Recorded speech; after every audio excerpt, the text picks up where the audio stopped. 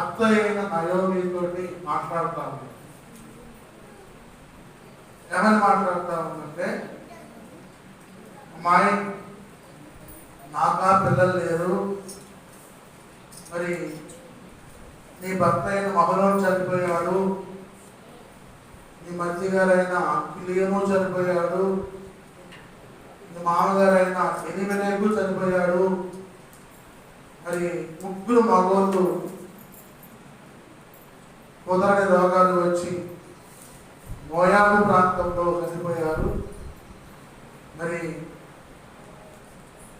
నా కోడలైన Ruth Orpah ఈ పుట్టింటికి వెళ్ళి పెళ్లి చేసుకొని సుఖంగా ఉండండి, నేనా ముసలిదాన్ని, మరి నాకు గర్భమందు వాళ్ళు పెట్టే అవకాశం కూడా లేదు, ఒకవేళ పుట్టినా వాళ్ళు నీకంటే చిన్నపిల్లలు అయిపోతారు, కుదరత పని అది, వెళ్ళిపోమన్నప్పుడు మరి అప్పుడు రూతు గ్రంథం 1వ అధ్యాయం 14వ వచనం ఉంటుంది.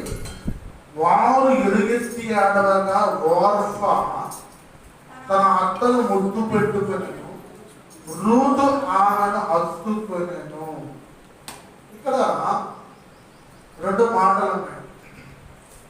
ఒకరేమో ఏడ్చి ముద్దు పెట్టుకున్నారు, ఒకరేమో హత్తుకున్నారు.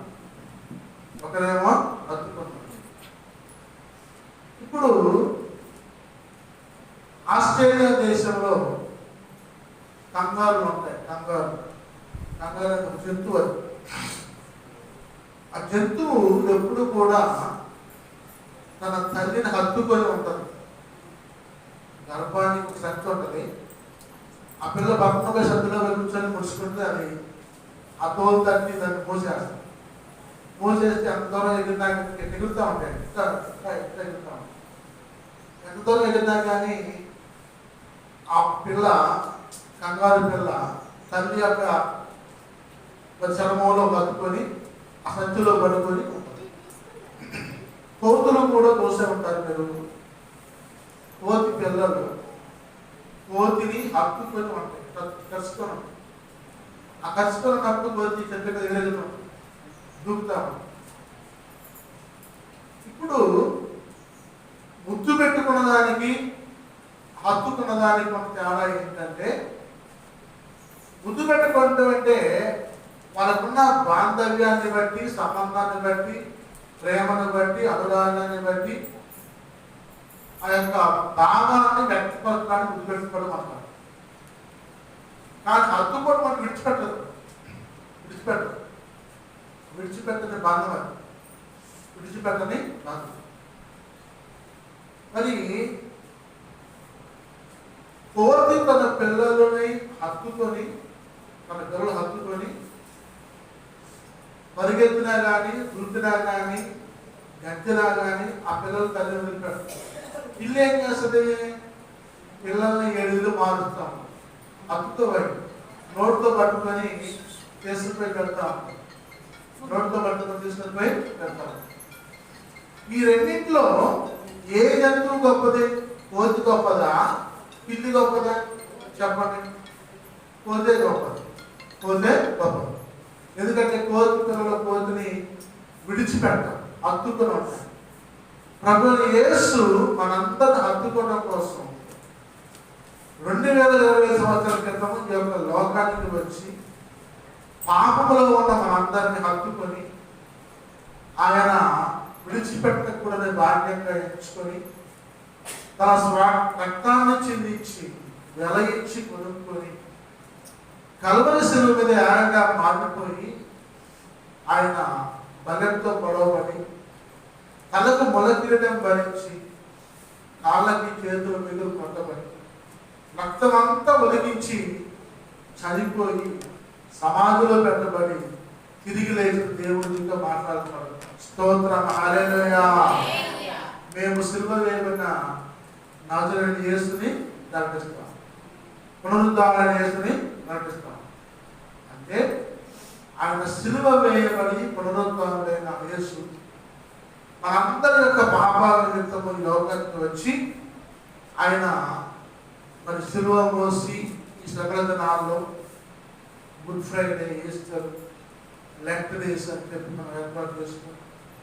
మరి వాటికి అనుకూలంగా మనం ధ్యానించుకుంటూ ప్రభుని స్తుతిస్తూ ఆరాధిస్తూ మహిమపరుస్తూ మరి ప్రార్థనలు ఏర్పాటు చేసుకొని గృహాల్లో ప్రవేశిస్తాం. అయితే ఒక స్త్రీ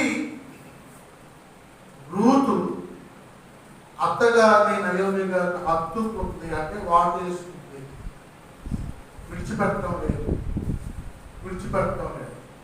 వార్ఫా వచ్చి ముద్దు పెట్టింది. ముద్దు పెట్టి ఎలుగెత్తి ఏడ్చి, పెద్దగా ఏడ్చి, గొడ్డెడు పెంచి ఆమె వెళ్ళిపోయి పెళ్లి చేసుకొని సంవత్సరానికి జీవితానికి వెళ్ళిపోయింది. మరి రూత్ అంటది, అత్తయ్య నన్ను నీ అమ్మడి రావద్దని చెప్పి అనవద్దు, విడిచిపెట్టమని చెప్పి అనవద్దు. మరి నీవు వెళ్ళిన చోటకే నేను వస్తాను, నీవు నివసించిన చోటకే నేను నివసిస్తాను. నీ జనమే నా జనం, నీ దేవుడే నా దేవుడు. నీవు మృతి పొందిన చోట నేను మృతి పొందేదను, అక్కడనే పాతి పెట్టబడేదను. మరణము తప్ప ఏదైనా కానీ నిన్ను నన్ను ప్రత్యేకించినలా యెహోవా నాకు ఎంతైనా కీడు చేయునుగా అన్నాడు.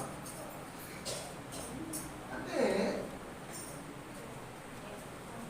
మారుతూ నామంటే రామాను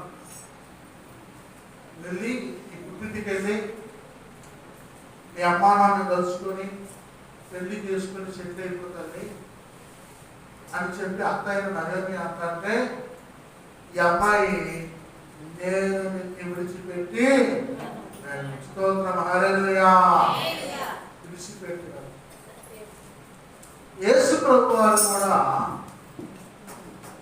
ఎన్ని బాధల్లో ఉన్నా, ఎన్ని ఇబ్బందుల్లో ఉన్నా, ఎన్ని ఇరుకుల్లో ఉన్నా, ఎన్ని శ్రమల్లో ఉన్నా, మరి లోకం నిన్ను వెలివేసినా, లోకం నిన్ను వెక్కిరించినా, లోకంలో నువ్వు త్రోసివేయబడ్డా, లోకం చేత నువ్వు ఉమ్మివేయబడ్డా, నా కుమారి, నా కుమారుడా, నిన్ను నేను విడిచిపెట్టేవాడను స్తోత్రం హల్లెలూయా, నిన్ను విడిచిపెట్టేవాడను, నీకు నేను తోడై ఉంటాను, నీ శ్రమల నుండి నేను విడిపించి నిన్ను గొప్ప చేస్తానని చెప్పాము మాట్లాడు. ప్రియులారా, రూతు అంటే సౌందర్యవతి, అందమైనది, సంతృప్తి పొందినది.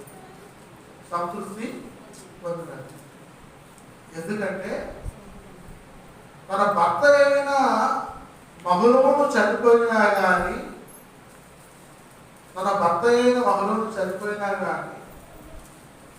ఈ జీవితం చాలే, నాకు వేరే జీవితం అవసరం లేదు అని చెప్పి మనం భావించుకోండి. తరువాత మోయాబు దేశం అంటే మోయాబీరాజు, అమోరీయులు, మోయాబీయులు అంటే లోతు యొక్క అక్రమ సంతానం నుంచి వచ్చిన బిడ్డల వారు, లోతు యొక్క పాపము చేత పుట్టిన బిడ్డల వారు. ఆ సంతానం నుంచి వచ్చిన బిడ్డ ఈ రూతు. అంటే పాప జనమైన పాపిష్టి జనాంగం ద్వారా పుట్టిన బిడ్డ, పరిశుద్ధుల ద్వారా పుట్టిన బిడ్డ కాదు. అబ్రహాం, ఇస్సాకు, యాకోబు దేవుడి చేత అభిషేకించబడి నడిపించబడుతున్న జనాంగం. ఈ అబ్రహాము తమ్ముడు కొడుకైన లోతు సౌందర్యాన్ని కోరుకొని, అందమైన ప్రాంతాన్ని కోరుకొని సుదూరమైన పట్టణానికి వెళ్ళి నివసించి పశువుల మందలు, మేకల మందలు, గొర్రెల మందలు, ఎడ్ల మందలు, గాడిదలు, గొర్రెలను మరి ఎంతో విస్తరించి ఉన్నా కానీ ఆ సుదూరమైన పట్టణంలో పాపం విస్తరించింది. యెహోవా దృష్టికి చెడ్డగా కనపడింది. ఆ పట్టణాన్ని దేవుడు నాశనం చేయడం కోసం దేవదూతలను పంపించినప్పుడు అబ్రహాం అన్నాడు, అయ్యా ఆ సుధోగమర పట్టణంలో నా తమ్ముడు కొడుకు నా కుమారుడైన మరి లోతు ఉన్నాడు, దయచేసి ఒకసారి జ్ఞాపకం చేసుకుని ఆయన అన్నప్పుడు 50 ఉంటే క్షమిస్తాను, 30 ఉంటే క్షమిస్తాను, 20 ఉంటే క్షమిస్తాను, 10 ఉంటే క్షమిస్తాను, 5 ఉంటే క్షమిస్తాను. అప్పుడు కనపడదు. యెహోవా దృష్టికి చెడుతనం ఎక్కువైపోయింది, పాపం ఎక్కువైపోయింది. పిల్ల లేదు, పెద్ద లేదు, చిన్న లేదు, చితక లేదు, ముసల లేదు, ముతక లేదు, అసలు వాణి లేదు, వర్ష లేదు. అసలు వాళ్ళకి వచ్చే బూతు మాటలు, వాళ్ళు చేసే బూతు పనులు, వాళ్ళు చేసే చండాల పనులు యెహోవా దృష్టికి ఎంతో కీడుగా కనపడతాయి, ఘోరంగా కనపడతాయి. ఆ పట్టణాలను నాశనం చేయడం కోసం తండ్రి, కుమార, పరిశుద్ధాత్మ దేవుడు ముగ్గురు వ్యక్తులు పంపిస్తే సిద్ధ వృక్షం కింద కూర్చొని సెలదుతున్న అబ్రహాం గారు వేసవి కాలంలో, ఎండాకాలంలో ప్రార్థన చేసుకుంటా ఉన్నాడు. చెట్టును కూర్చొని కాస్త నిద్ర బాగా కంటే ఈ లోపల కళ్ళలో దేవత కనపడ్డాడు. వేసి చూస్తే నిజంగానే ఉన్నాడు, ముగ్గురు ఉన్నాడు. సాష్టాంగ నమస్కారం చేసి, అయ్యా ఈ దాసును దాటుతూ నేను ఇచ్చే ఆతిథ్యాన్ని స్వీకరించి వెళ్ళండి అని చెప్పి బ్రతువులు ఆడుకుని వాళ్ళని తీసుకొచ్చి ఆ సుందరవృక్షం కింద కూర్చోబెట్టి కాళ్ళని నీళ్ళు ఇచ్చి, తుమానిచ్చి, తానే తుడిచి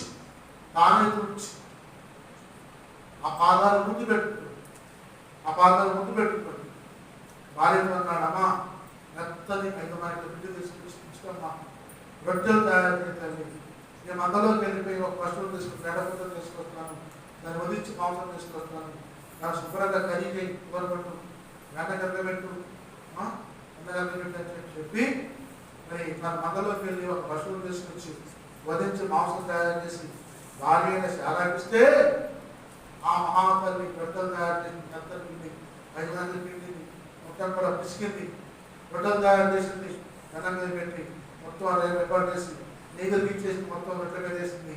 మాంసం వంటి కూర తీసుకొచ్చి తండ్రి, కుమార, పరిశుద్ధాత్మకి సమర్పించింది. నైవేద్యం స్తోత్రం, హల్లెలూయా హల్లెలూయా.